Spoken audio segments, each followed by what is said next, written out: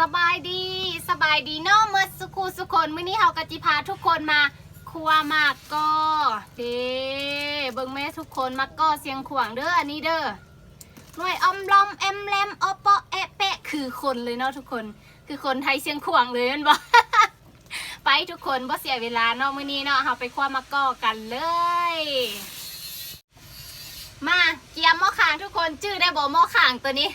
เป็นหม้อข่างเฮ็ดฟอนนกแอดในตำนานของเฮาเนาะอันนี้ถือว่าเป็นมูลมังมรดกเนาะทุกคน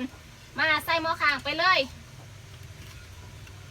ไฟเฮาก็ถือว่าได้เนาะทุกคนเนาะวิธีการคั่วมะก้อทุกคนอันที่หนึ่งเขาต้องใส่ใจก็คือห้ามเฮ็ดไฟแห้งเด็ดขาดค่อยๆคั่วไปใจเย็นๆเนาะทุกคนเนาะมามะก้อเฮาอุ้ยหนักขนาดเลยมะก้อเฮาเนาะทุกคนเนาะมาลงหม้อข่าง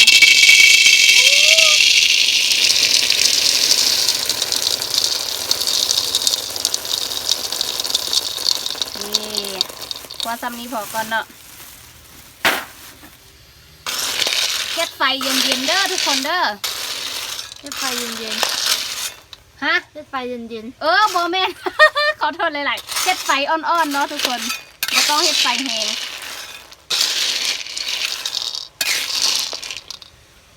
ไฟของเฮานี่ก็ถือว่า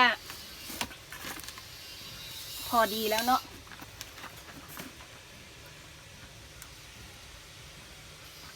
ความมะก้อเนาะทุกคนอยากให้มันนุ่มนวลเนาะแบบว่ามันกรอบนอกนุ่มในเราต้องใส่น้ำหน่อยนึงเด้อทุกคนเด้อนี่ชวดบัดหนึ่งใส่น้ำหน่อยนึงแล้วเราก็เริ่มคั่วไปเนาะทุกคนเนาะจนหอดน้ำแห้งกันแหละตอนเวลาที่เราเฮ็ดน้ำแห้งใส่น้ำนี่เราเฮ็ดไฟแห้งนิดนึงก็ได้ทุกคนนี่มาก็เสียงขวางว้าว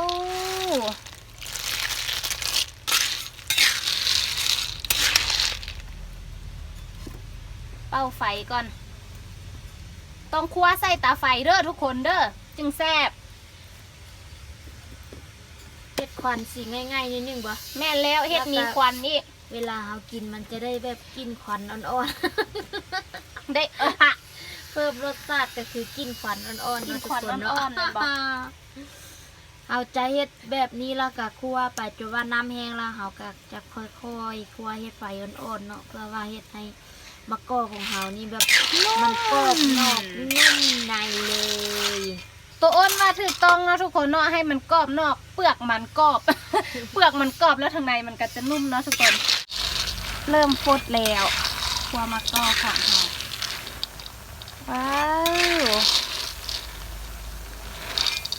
ปีนึงได้กินแค่นึงเด้อทุกคนอันนี้เป็นมะกอกน้อยเสียงขวางเนาะ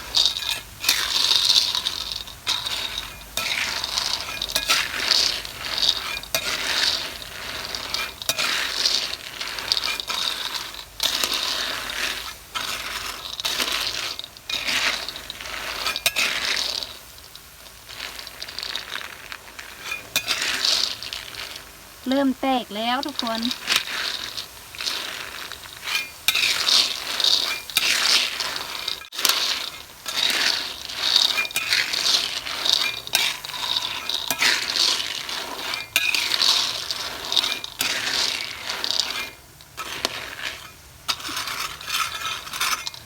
คั่วไปจนให้น้ำแห้งก็เนาะทุกคนเนาะแล้วเราก็จะสั่งคอยเฮ็ดไฟค่อยๆบ่แม่นเฮ็ดไฟเย็นๆคือเมื่อกี้เลยเนาะทุกคน เริ่มคั่วไปให้น้ำแห้งแล้วเราก็จะเฮ็ดไฟค่อยๆไฟอ่อนๆแล้วเนาะเพื่อบ่ให้มะกอกของเฮามันไหม้ค่อยๆคั่วไปด้วยไฟอ่อนๆเจ็ดให้มะกอกของเฮาหอมแล้วก็ปอกง่ายแกะง่ายเนาะทุกคนเนาะ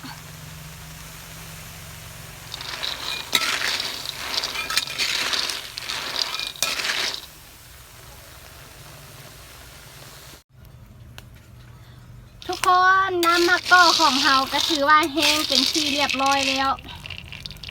ว้าวมะกอกก็เริ่มแตกออกแล้วเนาะทุกคนเนาะเมื่อน้ำแห้งเฮาก็คั่วไปนี่แหละทุกคน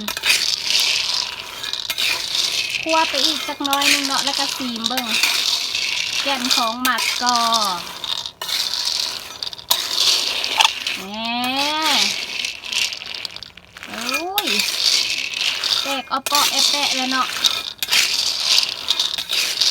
นี่แหละเนาะทุกคนเวลาเฮาคั่วมะกอกใส่น้ำนะทุกคนมันก็จะแตกออกแบบนี้แล้วจะเฮ็ดให้เฮาแกะมะกอกง่ายเนาะทุกคนเนาะนี่ว้าวคักขนาดเลยอยู่เสียงขวางเด้อทุกคนปีนึงได้กินเท่านึงอันนี้เป็นมะกอกน้อยเนาะมะกอกใหญ่ก็จะมีตั้งหากมะกอกก็มีตั้งหากอีกได้ทุกคนจะมีมะกอกน้อยมะกอกใหญ่แล้วก็มะกอกมะกอกจะมี2ประเภทอีกไงบอกอันนึงมะกอกส้มอันนึงมะกอกมือเนาะทุกคน ปาทิโทษจะกินมดบ่นี่คั่วไปต้อนผู้บ่าวเด้ทุกคน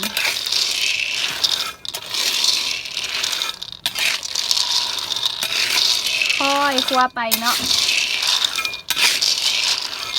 เริ่มแตกก็เปาะแตกแล้วมะกอกนี้มันจะแตกบ่คือสาลีตกแตกเด้อทุกคนสาลีตกแตกนี่คั่วแบบนี้นี่มันจะฟองออกหมดเลยมันบอก แต่ว่าอันนี้มันแตกออกมากันยังอยู่หม้อเขาคือเก้าเด้มะกอกเสียงควง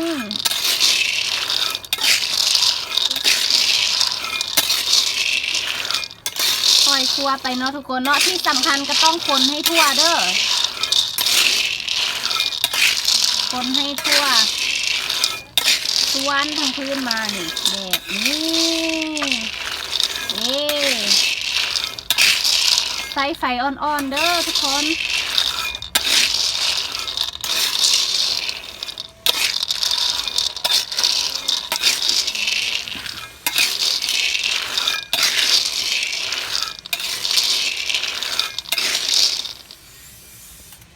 เริ่มแตกออกแล้ว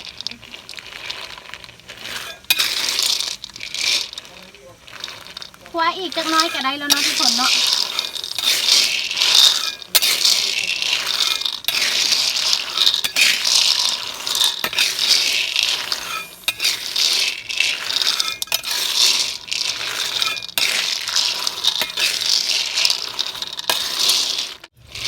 ทุกคนผ่านไปเกือบ20 นาทีเนาะเอามือไผ่ยิบเอากับมือค่อยนี่แหละ พวกกระบอกนี่ผ่านไปเกือบ20 นาทีเนาะทุกคนมะกอกของเฮาก็ถือว่าสุกเป็นที่เรียบร้อยแล้วได้แล้วเนาะโอเคแล้วเนาะทุกคนเนาะเป็นเอาเด้ออ้นป้าทุกคนบ่สนโลกเลยยิบปั๊บบ่ฮ้อนบ่ฮ้อนว่ะมึงแม่ทุกคนมือแท้บ่แม่นมือปลอมใส่ยิบไม่ดูเอาไม่ดูเป่าซีมบ่หรือว่ากินนี่ซีมเนาะแซ่บบ่จ้ะยกโป ยกโปแล้วถือว่าสุดยอดแล้วเนาะทุกคนนี่เนาะคักหลายมะกอกของเฮาว้ายพร้อมได้แล้วเนาะทุกคนได้แล้วนี่มันเริ่มแตกป๊อกแป๊กแล้วถือว่าเรียบร้อย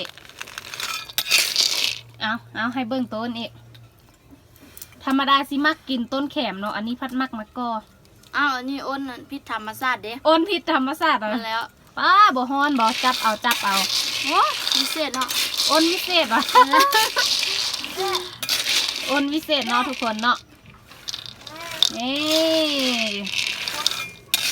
การคั่วมะกอกของเฮาก็ถือว่าเรียบร้อยเนาะทุกคนแล้วพบกับพวกเฮาในคลิปวิดีโอต่อไป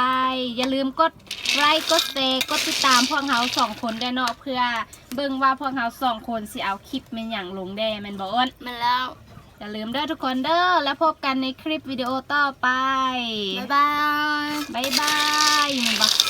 โอ้ยเรียบร้อย